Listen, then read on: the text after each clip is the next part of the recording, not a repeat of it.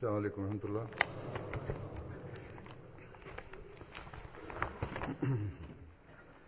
أشهد أن لا إله إلا الله وحده لا شريك له وأشهد أن محمدا عبده ورسوله.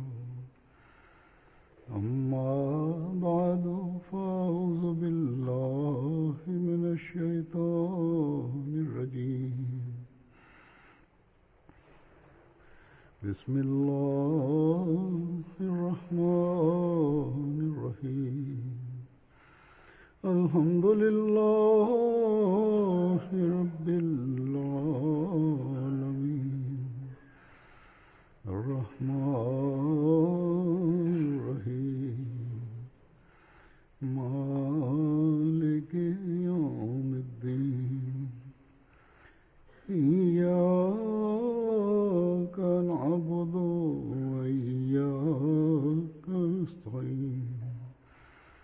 اهدنا الصراط المستقيم صراط الذين أنعمت عليهم غير المغضوب عليهم ولا الضالين.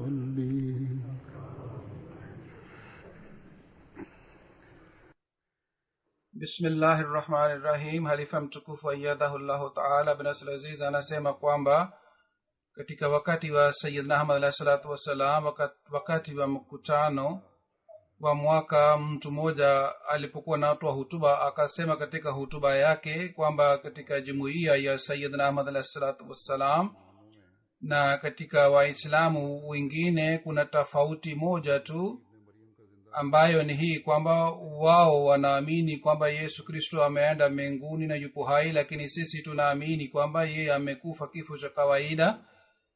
Min ghairi ya hii hakuna tofauti kubwa sana baina yetu na baina ya waislamu wengine.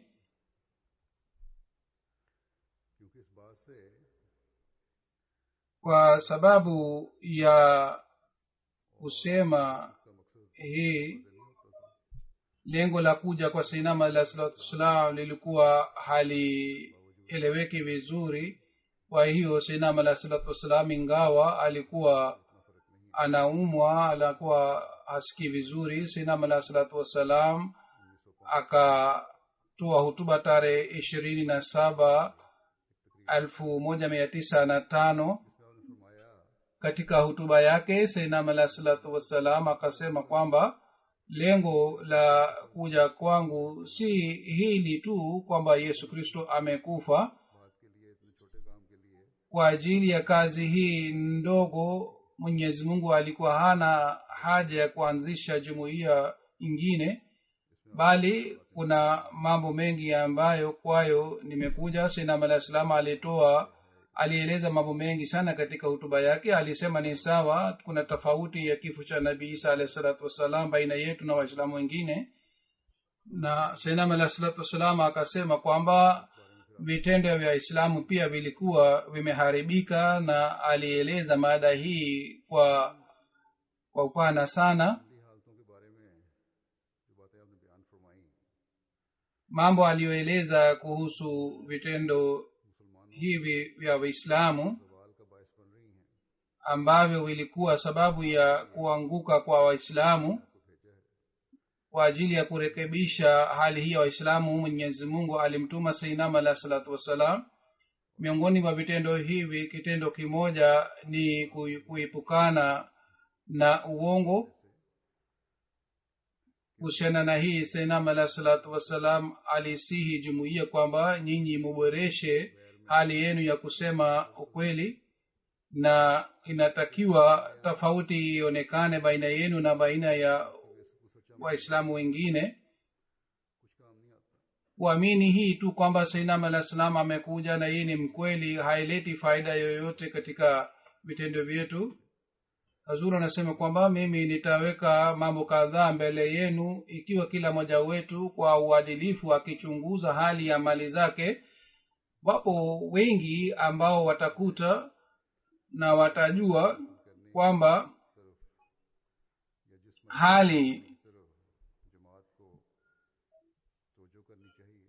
hali iliyotakiwa jumuiya izingatie. Kwayo sayyidina alayhi salatu wassalam pia alitusihi na alitukumbusha hali ile bado haijapatikana. Mwenyezi Mungu ndani ya Qur'ani tukufu pia alieleza sifa ya waaminio hii kwamba la yashaduna zura, yani waaminio ni wale ambao hawatoi ushahidi uongo. Kisha kuhusu ushirikina, Mwenyezi Mungu amesema muipukane na ushirikina, na amesema ushirikina ni kusema uongo ni kitu kimoja, kana kwamba dhambi ya uongo ni sawasawa na ushirikina. Mwenyezi Mungu ndani ya Qur'ani tukufu aliposema az-zur, kama niliyosoma katika aya, neno hili lina maana chungu mzima, yani maana yake ni kusema uongo na kutoa ushahidi uongo na kumshirikisha na Mwenyezi Mungu na kukaa katika hafla ambapo uongo unasemwa waziwazi, vile vile kusikiliza muziki na vile vile kusema mambo ya ufedhuli. Mambo haya yote ni maana ya neno azur. Basi waaminio hasa ni wale ambao watumishi wa Mwenyezi Mungu, ni wale ambao hawasemi uongo. Wao hawakai katika hafla za aina hii ambapo watu wanasema uongo na wanasema mambo ya ufedhuli. Waaminio ni wale ambao hawamshirikishi na Mwenyezi Mungu kitu chochote, wala hawaendi mahali ambapo mambo ya ushirikina yanaendelea.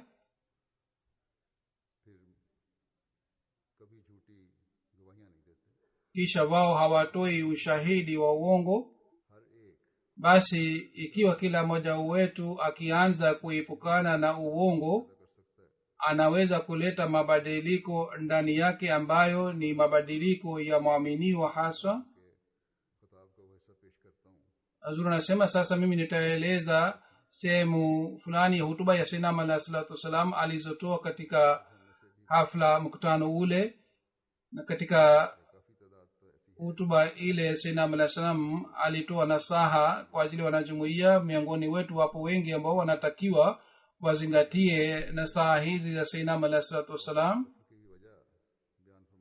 Kupotea kwa Waislamu na kwa sababu ya mfarakano unapatikana ndani ya Waislamu, kwa kueleza sababu yake Sayyidina alayhi salatu wasalam anasema kwamba mfarakano unaopatikana ndani ya Waislamu ni kwa sababu ya kupenda dunia. Sayyidina alayhi salam alikuwa anaeleza kuhusu mada hii ya mapenzi ya dunia. Kwa hiyo anasema kwamba sababu ya mfarakano ni kupenda kwa dunia sana. Ikiwa wao wangezingatia ridhaa ya Mwenyezi Mungu, wangeweza kuelewa haraka kwa urahisi kwamba jumuiya fulani itikadi zake ni nzuri, ni sawa. Kwa kufikiria hivi wangekuwa kitu kimoja, lakini kwa sababu ya kupenda dunia, uharibifu unaopatikana ya aina hii. Kwa hiyo tunawezaje kuwaita Waislamu hawa ambao hawafuati nyayo za Mtume Muhammad sallallahu alaihi wasallam? Amesema Mwenyezi Mungu alisema, kul in kuntum tuhibbuna Allah fattabi'uni yuhibbukumullah, yani ikiwa nyinyi mnadai kumpenda Mwenyezi Mungu basi nifuateni mimi, bila shaka Mwenyezi Mungu atawafanyeni kuwa marafiki zake. Sasa badala ya kumpenda Mwenyezi Mungu na badala ya kumfuata Mtume Muhammad sallallahu alaihi wasallam, dunia imetangulizwa.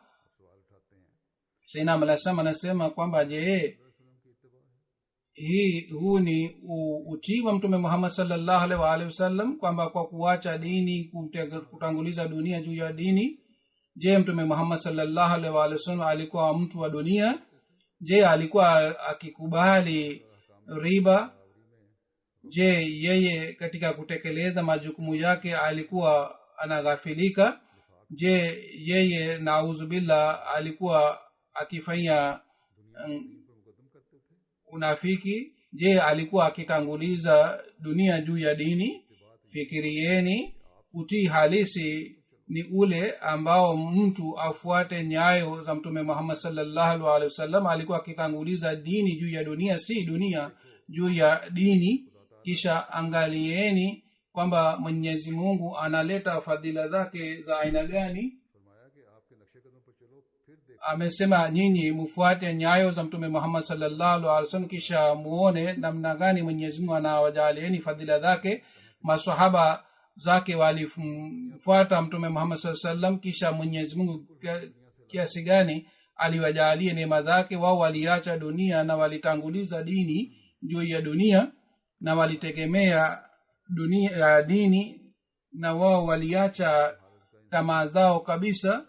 Sasa nyinyi muangalie hali yenu na hali ya maswahaba wa mtume Muhammad sallallahu alaihi wasallam. Je, nyinyi pia mnafuata nyayo zao? Nasikitika kwamba watu hawaelewi kwamba Mwenyezi Mungu anawataka nini. Ra'su kulli khatia ni amezaa watoto wengi sana. Amesema mtu fulani anaenda mahakamani kwa kukubali sumni mbili, anatoa ushahidi uongo na wala haoni haya hata kidogo. Je, mawakili wanaweza kusema kwa kula kiapo kwamba mashahidi wote ni wa kweli? Khalifa mtukufu wa pili radhiallahu ta'ala anhu alieleza tukio kwa kumpitia Mirza Sultana Masahib. Mirza Sultana Masahib alikuwa magistrate. Anasema kwamba wakati fulani mtu mmoja alinijia na nilikuwa namfahamu vizuri yule mtu, na ilikuwa kesi na mashahidi waliitwa siku ile. Yule mtu akasema kwamba nipatieni tarehe nyingine kwa sababu mashahidi wangu hawawezi kuja leo. Mirza Sultana Masahib akamtania na akasema kwamba nilikuwa nafikiria wewe ni mtu mwenye akili sana, lakini wewe ni mjinga. Unawezaje kuleta mashahidi uende hapa nje ya mahakama umpatie mtu rupia 8 au sumni au shilingi 10, hata mtu huyu atakubali na kuja kutoa ushahidi kwa ajili yako? Kwa hiyo yule mtu akaenda nje, na baada muda fulani akaleta mashahidi 2 matatu. Mirza Sultana Masahib alipoanza kuwauliza wale mashahidi, walikuwa wanatoa ushahidi kwamba ndio sisi tulishuhudia ilitokea hivi na hivi. Hadhrat Mirza Sultana Masahib anasema nilikuwa nacheka moyoni mwangu, hata mimi nilikuwa nacheka mbele ya yule mtu ambaye alileta mashahidi, kwamba kwa sababu ya kusema kwamba ameleta mashahidi, sasa hawa mashahidi wanasema uongo kama ni kweli, na wanasema hayo yote kwa kula kiapo cha Mwenyezi Mungu na kwa kushika Qur'an tukufu. Wale mashahidi walipomaliza ushahidi wao, nikawaambia kwamba je, nyinyi hamuoni haya kwamba kwa kushika Qur'an tukufu mnatoa ushahidi ya uongo? Mimi mwenyewe nilimtuma huyo mtu na aliwaleteni kutoka nje, sasa mnatoa ushahidi uongo. Hazur anasema hii ndio ni hali ya mashahidi, na hali inapatikana mpaka leo. Sisi tunaona hali hii dhidi ya kesi zinazokuwa dhidi ya jumuiya, na mashahidi wanatoa ushahidi wa uongo dhidi ya jumuiya. Anasema hali ya dunia imekuwa mbaya sana siku hizi. Kwa yoyote mkiona mtakuta kwamba mashahidi wenye kutoa ushahidi uongo wanaletwa. Kufanya kesi za uongo si kitu kikubwa, hata wanatayarisha makaratasi za uongo, wanatayarisha documents za uongo, wanatoa hela kiasi fulani mtu wa serikali na wanatayarisha documents za uongo. Wakisema kitu chochote hawatasema kweli, bali watasema uongo. Hazur anasema hali hii imekuwa mbaya zaidi kuliko zamani. Wale watu ambao wanaona kwamba haina haja kuanzisha jumuiya waulizwe kwamba je, hii ilikuwa dini iliyoletwa na mtume Muhammad sallallahu alaihi wasallam? Sayyidina al-Islam alieleza hulka njema kwa ajili ya kuanzisha jumuiya, na alisema kwamba kusema hii kwamba Isa alayhi salam hayupo mbinguni na alizikwa na yule ambaye alitabiriwa aje basi ameshakuja, hii haitoshi, bali inatakiwa mtu awe na hulka njema. Na kwa ajili yake hii kazi hii Mwenyezi Mungu alimtuma Sayyidina alayhi salatu wasalam. amesema mwenyezi mungu alisema kwamba uongo ni uchafu, mnatakiwa muipukane na uchafu huu. fajtanibu rijsa min alauthani wajtanibu qaula zur, pamoja na kuabudu masanamu mwenyezi mungu amechanganya uongo pia, ameeleza uongo pia pamoja na ibada ya masanamu. Amesema mtu mjinga ambaye anainama mbele ya masanamu, vile vile mtu kwa kuacha ukweli anafanya uongo kuwa sanamu yake. Ndiyo maana mwenyezi mungu ameeleza masanamu na uongo ni kitu kimoja. Kama mtu kwa kumwabudu sanamu anataka ukovu, vile vile yule ambaye anategemea uongo anafanya sanamu na anasema kwa sababu ya uongo atapata ukovu. Uharibifu mkubwa huu ni uharibifu mkubwa. Ikiwa wanaposema kwamba kwa nini mnaabudu masanamu, muache uchafu huu, anasema kwa nini sisi tuache kuabudu masanamu? Hatuwezi kuishi bila hii. Azuri anasema kwamba hii ni bahati mbaya sana kwamba wanategemea uongo, na wapatieni uhakika kwamba hatimaye ukweli unashinda na unapata mafanikio. Kisha sayyidina alayhi salatu wasalam anaeleza tukio lake kwamba kama miaka 27 au 28 au zaidi ya hii ilitokea tukio kwamba mimi niliandika kitabu kimoja dhidi ya wakristo, na Ralia Ram ambaye alikuwa Baniani, nilimtuma makala ile niliyoandika ili aweze kuchapa, kwa sababu yeye alikuwa anatoa gazeti pia na alikuwa kiwanda cha kuchapa vitabu. Katika paketi ile niliweka barua moja pia. Katika barua niliandika maneno ya kuthibitisha kwamba Islam ni dini sahihi na Ukristo si dini sahihi. Yule Baniani kwa sababu ya upinzani akapata hasira na akapata nafasi hii kwamba kuweka barua katika paketi ni kosa, na mimi nilikuwa sijui kwamba hili ni kosa. Katika kosa la aina hili adhabu iliyowekwa ilikuwa faini rupia 500 au kufungwa kwa miezi 6. Kwa hiyo yule Ralia Ram akafanya kesi dhidi yangu, na kabla sijapata taarifa ya kesi hii Mwenyezi Mungu aliniambia katika ruya kwamba Ralia Ram ametuma nyoka kwa ajili ya kuniuma mimi, lakini mimi nimechoma nyoka ile kama samaki na nimemtumia tena, nimemrudishia tena. Na nilikuwa najua kwamba Mwenyezi Mungu aliniambia kwamba kesi iliyofanywa dhidi yangu ni kesi ambayo nitapata ushindi. Ilmuradi kwa ajili ya kesi hii niliitwa katika Gurdaspur mahakamani, na nilipochukua ushauri wa mawakili wote wakasema kwamba sisi hatuna njia ingine isipokuwa kusema uongo, na wao wakanishauri kwamba wewe useme hivi kwamba mimi sikuweka barua ile katika paketi, labda Ralia Ram mwenyewe ameweka barua ile, na wakaniambia kwa sababu ya kusema hivi hakimu atatoa hukumu kwa sababu ya ushahidi ya mashahidi, na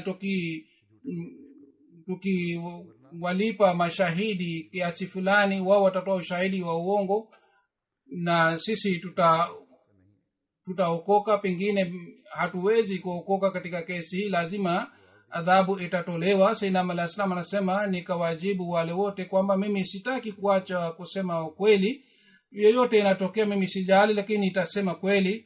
Labda siku ile au siku ya pili nililetwa katika mahakama ya mzungu dhidi yangu. Ofisi ya posta alikuja.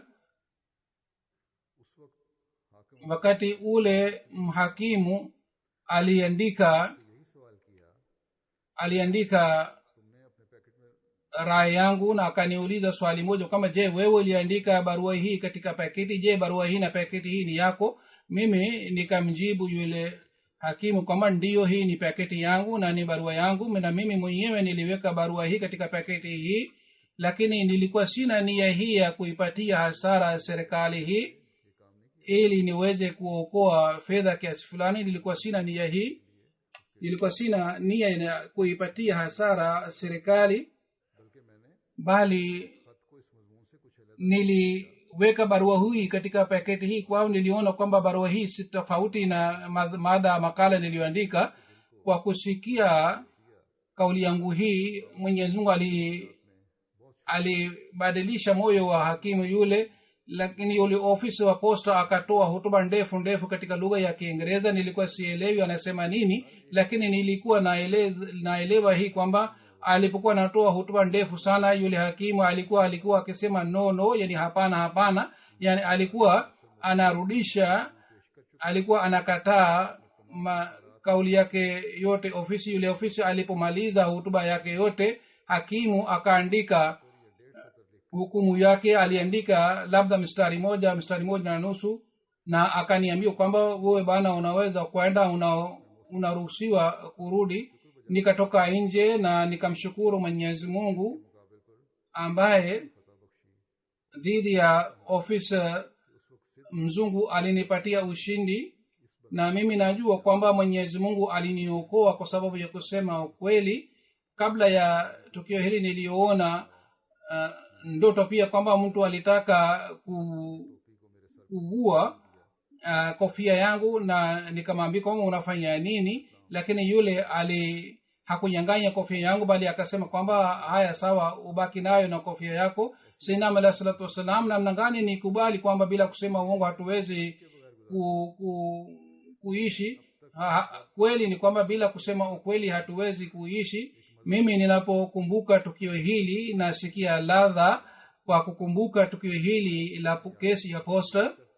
Anasema kwamba ninapokumbuka kesi hii nasikia ladha kwamba mimi nilifuata amri ya Mwenyezi Mungu, na Mungu alinisaidia kiasi hiki kwamba ikawa nishani. Mungu anasema man yatawakkal ala Allah fa huwa hasbuhu, yani anayemtegemea Mwenyezi Mungu, Mungu anamtosheleza.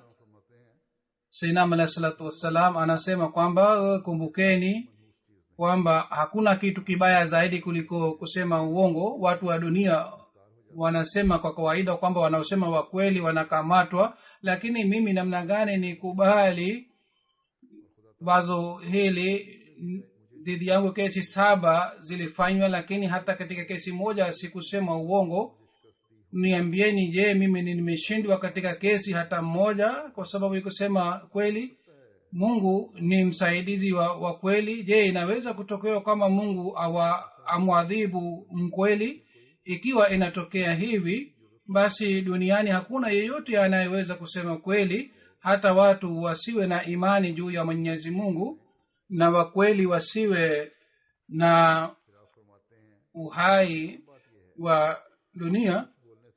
Anasema ukweli ni kwamba wale wanaadhibiwa kwa sababu kusema ukweli, wao hawaadhibiwi kwa sababu ya kweli. Yani mtu amesema kweli katika kesi fulani, ameadhibiwa katika kesi ile, ameadhibiwa si kwa sababu hii kwamba amesema kweli, bali ameadhibiwa kwa sababu ya maovu yake mengine yaliyofichika. Yani alifanya maovu mengine, vitendo vibaya vingine, kwa sababu ya vitendo vile vingine aliadhibiwa. Kwa sababu watu wanafanya maovu mengi sana, na kwa sababu ya ovu wote mtu anaweza kuadhibiwa. Kisha Sayyidina alayhi salatu wasalam anasema kwamba namna gani tunaona katika dunia hii kwamba inakuwa jambo la kawaida, lakini mtu anaadhibiwa sana. Anaeleza tukio moja kwamba mwalimu wangu mmoja Bulri Shah alikuwa mwenyeji wa Batale. Alikuwa akimsomesha mtoto wa Sher Singh aitwaye Pratap Singh. Wakati fulani Sher Singh alimpiga sana mpishi wake kwa sababu aliongeza chumvi zaidi. Ustadhi wangu alikuwa mtu wa kawaida na mwenye imani sana. Akamwambia Sher Singh kwamba umefanya dhulma sana kwa sababu ya kumpiga mpishi wako. kwa kusikia hii Sheikh Sahab akasema kwamba wewe hujui kwamba huyu bana amekula mbuzi yangu 100. Hivyo ndivyo mtu anafanya maovu mengi sana, kwa hiyo wakati wote anakamatwa kwa sababu ya maovu yake. Amesema yule anayesema kweli haiwezekani kwamba yeye afedheheke kwa sababu anakuwa chini ya ulinzi wa Mwenyezi Mungu, na hakuna ulinzi mwingine mzuri zaidi kuliko ulinzi wa Mwenyezi Mungu, na ulinzi wa Mwenyezi Mungu ni ngome ambayo haina ngome zaidi nzuri zaidi kuliko ngome ile. Je, mtu anaweza kusema kwamba mtu anapokuwa na kiu kwa sababu ya kunywa tone moja anaweza kutosheka, au wakati mtu anapokuwa na njaa sana kwa sababu ya kula chakula kidogo anaweza kushiba? Haiwezekani iwe hivi. Yeye hawezi kushiba au kutosheka mpaka anywe maji vizuri na ale chakula vizuri vile vile. Hivyo ndivyo ikiwa mtu hafanyi vitendo vizuri, matokeo hayawezi kupatikana vizuri. Vitendo vibaya haviwezi kumridhisha Mwenyezi Mungu wala hawezi kuwa wenye baraka. Mwenyezi Mungu ameahidi kwamba mfanye vitendo sawa na amri yangu, ndio nitawapatieni baraka. Kisha Sayyidina Muhammad sallallahu alaihi wasallam anasema kwamba watu wa dunia wanakuwa na mawazo haya kwamba bila kusema uongo mtu hawezi kuishi. Mtu fulani anasema nilisema kweli katika kesi fulani, ndio maana nimeadhibiwa kwa miaka 4. Nasema tena kwamba haya ni mawazo ya watu tu ambayo yanapatikana kwa sababu ya kutokuwa na maarifa. Amesema kasbe kamal kun ke azize jahan shawi, yani upate mkamilifu ili uwe mpendo wa dunia hii. Haya ni udhaifu binadamu ambayo zinamchochea aseme uongo, lakini ikiwa mtu anamtegemea Mwenyezi Mungu katika hali hii hawezi kuadhibiwa hivi. Ikiwa mtu anaadhibiwa ni kwa sababu ya vitendo vibaya au kwa sababu ya makosa ya vitendo, kwa sababu hii mtu anaadhibiwa. Ikiwa mtu anakamilika katika imani, basi adhabu haiwezi kupatikana. Kwa mfano, mtu akishona shuka kidogo tu, kwa sababu kushona kidogo hawezi kuwa fundi wa kushona nguo, wala haiwezi kuthibitika kwamba anaweza kushona nguo zenye thamani sana. Akipewa nguo za aina hii basi ataharibu. Basi amesema basi mwema ambao unakuwa na mchanganyiko ya uchovu haukubaliwi, na Mwenyezi Mungu hajali kuhusu mema wa aina hii. Lakini hawa watu wanakuwa na fahari sana kwa sababu ya mema ya aina hii na wanataka wapate wokovu kwa sababu ya hii. Lakini ikiwa mtu anakuwa na imani na ikhlasi, Mwenyezi Mungu hapotezi mema. Mungu mwenyewe amesema man ya'mal miskala dharratin khairan yarahu, yani yule ambaye amefanya mema ndogo ataona matokeo yake mazuri na atakula matunda yake. Amesema ikiwa mtu anafanya mema ndogo lazima atapata ujira wake kutoka kwa Mwenyezi Mungu. Basi kuna sababu gani kwamba mtu kwa kufanya mema sana hapati matunda mazuri? Sababu yake ni hii kwamba yeye hana ikhlas katika mema yake. Kwa ajili ya vitendo roho safi inatakiwa ipatikane, kama alivyosema Mwenyezi Mungu mukhlisina lahuddin, yani roho halisi inapatikana ndani ya wale ambao ni watumishi wa Mwenyezi Mungu.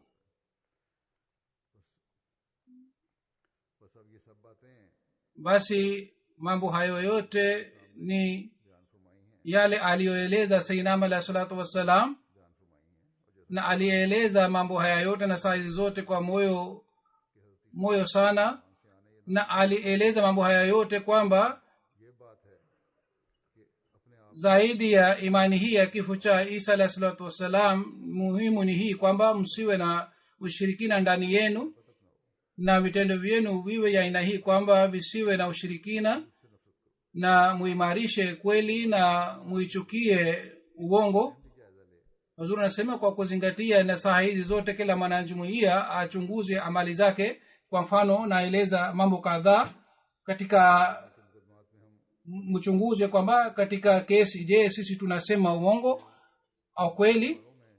Kisha mchunguze kwamba katika biashara kwa ajili ya kupata manufaa au faida tunasema uongo. kisha mchunguze kwamba wakati tunapoposa au tunapofunga ndoa tunasema kweli au uongo. Je, tunasema sawa sawa? Je, inaelezwa waziwazi kuhusu kijana na msichana wakati wa kuoa? vile vile mchunguze kwamba kwa ajili ya kupata faida kutoka kwa serikali mnasema uongo au la. Kuhusiana na hii, watu wengi wanawazo kwamba watu wanasema uongo, yani kwa kuficha mapato yao wanapata faida kutoka kwa serikali, na hivi wao hawatoi tax vizuri, kwa hiyo wanaiba tax ya serikali. Tunatakiwa tukumbuke kwamba sawa na hali ya uchumi ya dunia siku hizi, kila serikali imepata shida sana au itapata shida kwa sababu ya hali ilivyo. Kwa hiyo sasa serikali inafanya utafiti sana siku hizi na inataka kujua kweli ikiwa jambo fulani inajulikana kwa serikali, ikiwa jambo hili litaleta shida kwa ajili ya yule mtu binafsi, vile vile mambo haya yataharibu jina la jumuiya pia. Ikiwa inajulikana kwamba yule mtu aliiba taxi ni mwanajumuiya,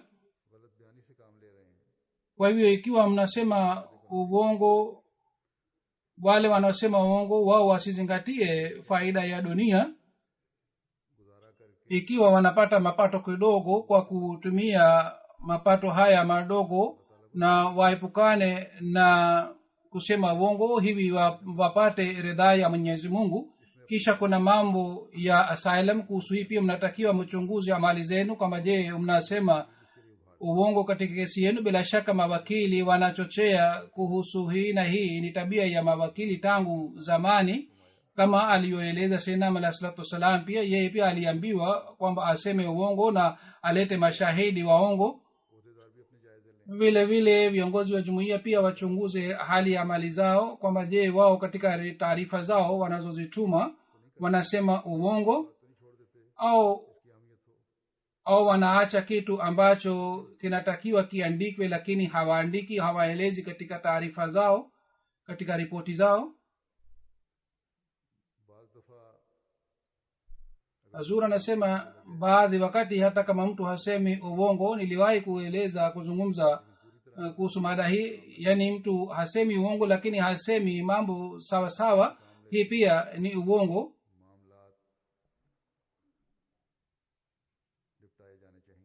Inatakiwa mambo yote yatekelezwe kwa kumcha Mwenyezi Mungu. Kwa hiyo kunakuwa na haja kuangalia kwa makini sana wakati wa kila jambo, kila moja kwa kuacha maslahi ya nafsi zake na kuacha kibri ya nafsi yake, kwa kuzingatia hofu ya Allah subhanahu wa ta'ala.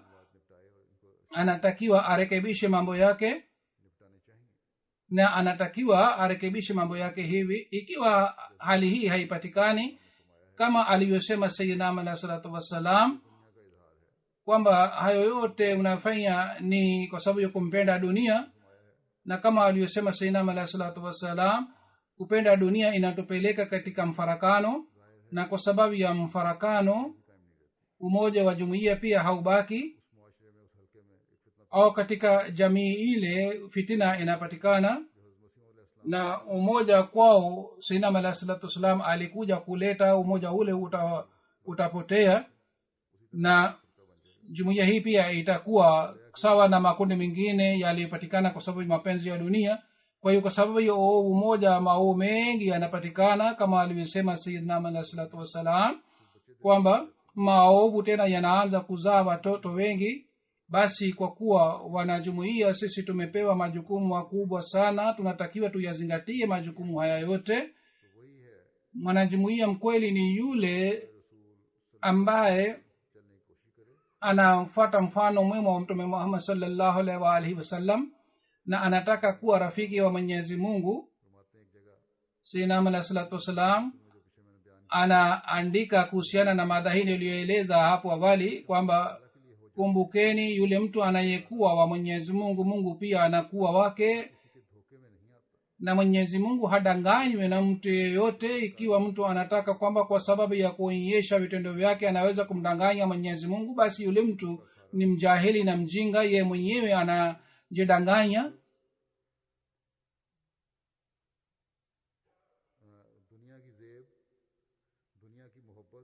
Mapambo ya dunia, mapenzi ya dunia ni sababu ya maovu yote. Uzuri wa dunia na vile vile mapenzi ya dunia ni kitu kinachozaa maovu. Kwa kujizama katika hii, mtu anakuwa kipofu na hajui anafanya nini na anatakiwa afanye nini. Kama mtu mwenye akili hawezi kudanganywa na mtu yeyote, basi namna gani Mwenyezi Mungu anaweza kudanganywa? Basi sababu ya maovu yote ni mapenzi ya dunia, na uovu ulioangamiza Waislamu siku hizi ni mapenzi ya dunia tu. Wakati wa kulala na kuamka na kutembea na kukaa, kila wakati watu wanakuwa na huzuni ya dunia tu, na wao hawajali kuhusu hali ile. Wakati watakapozikwa kaburini, watu hao wangemwogopa Mwenyezi Mungu na wangejali kuhusu dini, wangepata faida kubwa sana. Shairi moja katika lugha ya Kiajemi anasema, gar wazir az khuda batarside, lo waziri angemwogopa Mwenyezi Mungu. Watu kadhaa katika kazi zao wanakuwa hodari sana, lakini wakati wa sala unapowadia, wakiona maji baridi, wao hawatawadhi na hawaswali. Mambo haya kwa nini yanapatikana? Ni kwa sababu hii kwamba wao hawana adhma ya Mwenyezi Mungu moyoni mwao. Wangekuwa na hofu ya Mwenyezi Mungu na adhma ya Mwenyezi Mungu, na wangejua watakuwa, basi wataondoa uwivu wote. Kwa hiyo tunatakiwa tuwe na hofu ya Mwenyezi Mungu na tunatakiwa tuendelee kumwogopa yeye. Akikamata anakamata vibaya, anasitiri na anasamehe, lakini wakati anapomkamata mtu yeyote anamkamata vibaya sana, hata la yukhafu ukbaha. Yeye wakati ule hajali kwamba watu wanabaki nyuma yake hali yao itakuwaje. Lakini wale watu ambao wanamwogopa Mwenyezi Mungu na Mwenyezi Mungu anawapatia heshima na anakuwa ngao kwa ajili yao. Katika hadithi inapatikana, man kana lillahi kana Allahu lahu, yani yule anayekuwa rafiki wa Mwenyezi Mungu, Mungu pia anakuwa rafiki yake. Lakini nasikitika kwamba wale watu ambao wanaozingatia kuhusu hii wanataka kuwa wa Mwenyezi Mungu, wengi wao wanataka kwamba wafanye kazi ndogo tu, kidogo tu. Wao hawajali kwamba katika kazi ya dini wanatakiwa wafanye subra kiasi gani. Na ajabu ni hii kwamba dunia kwayo wanakufa na wanahangaika kwa ajili yake, wanasubiri kwa muda mrefu. Mkulima kwa kuweka mbegu anasubiri, lakini mambo ya dini yanapokuja wanasema kwamba mara moja wawe wa mawali wa Mwenyezi Mungu, na siku kwanza wanataka kufika kwenye arshi ya Mwenyezi Mungu, ilhali katika njia hii wao hawakufanya juhudi yoyote wala hawakupata majaribio ya aina yoyote. Amesema Sayyidina al-Islam, kumbukeni kwamba hii si kanuni na sheria ya Mwenyezi Mungu, bali maendeleo katika kanuni ya Mwenyezi Mungu yanapatikana polepole. Mungu hawezi kuridhika na hii tu kwamba sisi ni Waislamu au ni waaminio. Mwenyezi Mungu amesema, asiba nasu an yutraku an yakulu amanna wa hum la yuftanun, yani je, hawa watu wamedhani kwamba Mwenyezi Mungu ataridhika kwa sababu yuko sema hii tu kwamba waseme kwamba sisi tumeamini, lakini wao hawakujaribiwa. Jambo hili ni kinyume na kanuni ya Mwenyezi Mungu kwamba kwa kupulizia mtu awe wali wa Mwenyezi Mungu. Ingekuwa sunna hii ya Mwenyezi Mungu, basi katika hali hii Mtume Muhammad sallallahu alaihi wasallam pia angefanya hivi, na angewafanya masahaba zake kuwa mawali wa Mwenyezi Mungu kwa kuwapulizia tu, na wasinge uwawa katika njia ya Mwenyezi Mungu. Na Mungu asingesema kuhusu hawa, minhum man kadha nahbahu wa minhum man yantazir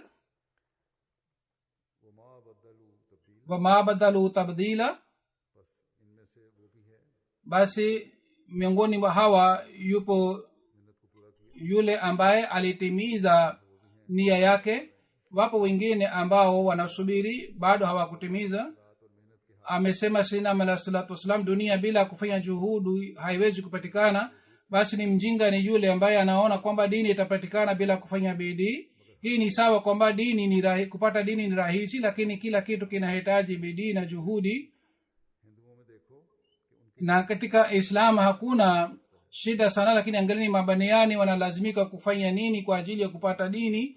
Wengine wanaongeza kucha zao, vile vile Wakristo pia wanafanya mambo ya aina hii, lakini Islam hasemi hivi, bali Islam inasema kad aflaha man zakkaha, yani ameokoka yule alimcha Mwenyezi Mungu, yani yule ambaye aliacha bid'a, ufisadi na amejitenga kutoka katika mambo haya yote kwa ajili ya Mwenyezi Mungu, na ametanguliza shida zote kwa ajili ya ridhaa ya Mwenyezi Mungu.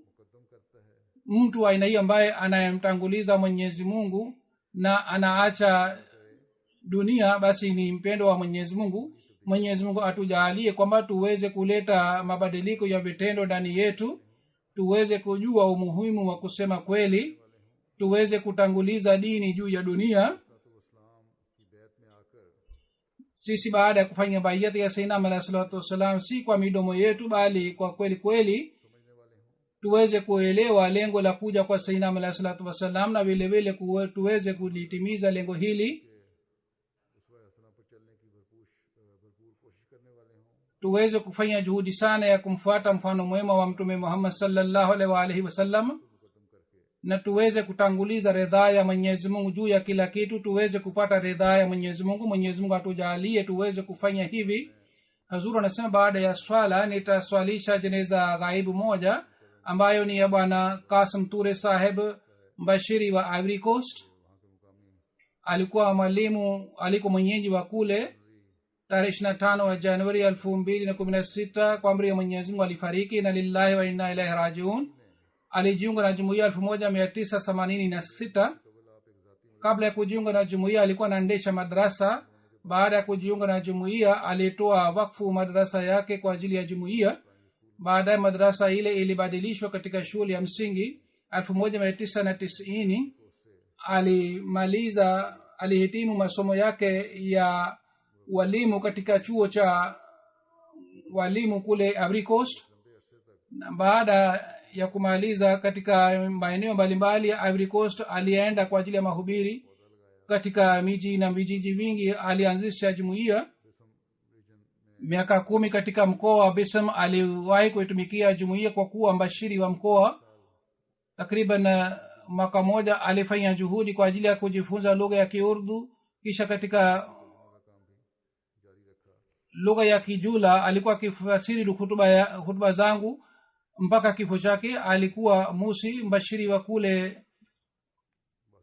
Bana Basa Saheb anaandika kwamba nilimjua bana marehemu 1996. Tangu miaka 30 alikuwa anaitumikia jumuiya, yani tangu mwaka 86 mpaka leo. Alikuwa mtiifu wa jumuiya na wahalifa, na alikuwa akipenda vitabu vya Sayyidina Muhammad sallallahu alaihi wasallam, na vile vile alikuwa akifanya bidii sana. Yeye kwa shauku yake alianza kujifunza lugha ya Kiurdu na kuandika ili aweze kusoma vitabu vya Sayyidina Muhammad sallallahu alaihi wasallam moja kwa moja. Na kwa ajili yake yeye alienda mara 2 Qadian ili aweze kujifunza lugha ya Kiurdu. Baada ya kurudi kutoka Qadian alikuwa akisoma vitabu vya Sayyidina Muhammad sallallahu alaihi wasallam kwa shauku sana. Kuhusiana na hii bana alikuwa akinipigia sama mara kwa mara, na alikuwa akiniuliza maana za maneno magumu. Alikuwa akisoma shairi ya Sayyidina Muhammad sallallahu alaihi wasallam pia kwa shauku sana. Alikuwa akifanya bidii ajue tafsiri yake pia. Mwenyezi Mungu alimjaalia sauti nzuri sana. Anasema wakati wa safari fulani aliniomba kwamba nifundishe shairi ya Kipersian ya Sayyidina Muhammad sallallahu alaihi wasallam. Anasema nilimfundisha jano dilam fidaye jamal Muhammadas. Nilimfundisha shairi hili la Sayyidina Muhammad sallallahu alaihi wasallam. Tulipofika kijijini, ni mahali ambapo tulipokuwa tunakwenda, alipofika kule akasoma shairi hili kwa sauti nzuri, kisha akafanya tafsiri yake pia katika lugha ya Kijula. Jumuiya Ahmadiyya na Mtume Muhammad sallallahu alaihi wasallam na kusujaji wa Sayyidina Muhammad sallallahu alaihi wasallam katika Arabi, Jula na katika Kifaransa. Aliandika shairi chungu mzima na alisoma mwenyewe kwa sauti nzuri, hata watu walipenda sana shairi lake. 2003 baada ya kifo cha halifa wa 4, katika mkoa wa kusini ambaye ilikuwa ambapo rebels walikuwa natawala kule, wapinzani wakaanza kusambaza habari hii kwamba halifa wao amefariki. Sasa baada ya kufariki kwake jumuiya itakuisha. Kwa sababu ya hii watu wanajumuiya wa kule walikosa utulivu. Habari hii ilipofika makao makuu, bana Kasim Turi saheb alitumwa katika mkoa ule ili aweze kufuta fitina hii. Siku zile usafiri wa kule ilikuwa ngumu sana, lakini bana Kasim saheb kwa kutumia mabasi, tractor trolley na pikipiki, na kwa kutumia gari ya punda, na kwa kutembea kwa miguu, na kwa kupita msituni alifika kule. Na baada ya kufika kule akafanya mahubiri tena, na akawaambia kwamba nidhamu ya halifa unaendelea kwa fadhila za Mwenyezi Mungu. Kwa sababu ya hii watu waliimarika tena kwa sababu ya ziara yake. Katika jumuiya chungu nzima walipata uhai mpya. Kwa hiyo aliweza kufuta fitina iliyoletwa kule. Kwa ajili ya mahubiri alikuwa akitembea kwa hata mwezi mzima, alikuwa akifanya bidii sana. Mwenyezi Mungu aiweke roho ya marehemu mahala pema, na awajalie watoto wake pia waendelee kujenga uhusiano mzuri na jumuiya. Amin.